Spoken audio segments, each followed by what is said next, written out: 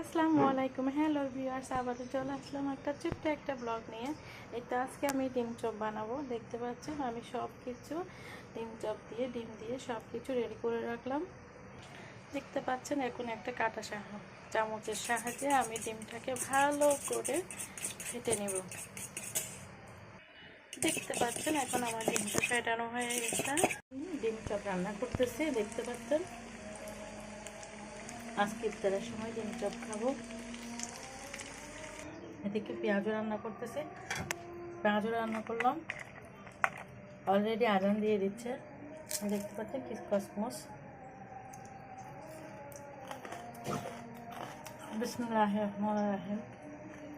আসসালামু আলাইকুম। আজকে আমি ছয় রোজা থেকেছিলাম, আর 6 রোজার ইফতারি করতেছি। আজকে ডিম চপা শুধু পেঁয়াজ দিয়ে আর মুড়ি খাবো। এই তো আমি অলরেডি একটা খাচ্ছি, অনেক টেস্ট হয়েছে। আজকে আমি 6 রোজার মধ্যে 4টা থাকতেছি। পেঁয়াজগুলো যে এত ছোটো ছোটো করে বানিয়েছি ঘরে, ডাল করে ব্লান্ডার করে, এত ক্রিপসি হয়েছে বলার বাহিরে। দেখতে পাচ্ছেন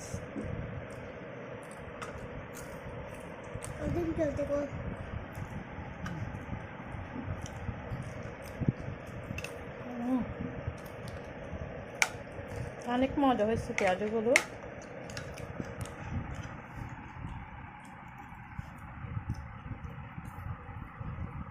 মজা হয়েছে ডিম চপ? মজা হয়েছে। আসসালামু আলাইকুম। চলে আসলাম আমি নিহাল ফ্যামিলি ব্লগ থেকে।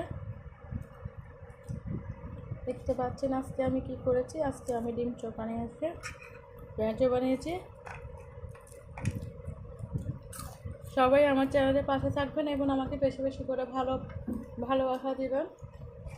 আপনাদের ভালোবাসা কিন্তু আমি নতুন কোনো ভিডিও রেডি করতে উৎসাহ হব। সবাই ভালো থাকবেন, সুস্থ থাকবেন। আজকে আমার ব্লগটা এখানে শেষ করছি। আসসালামু আলাইকুম।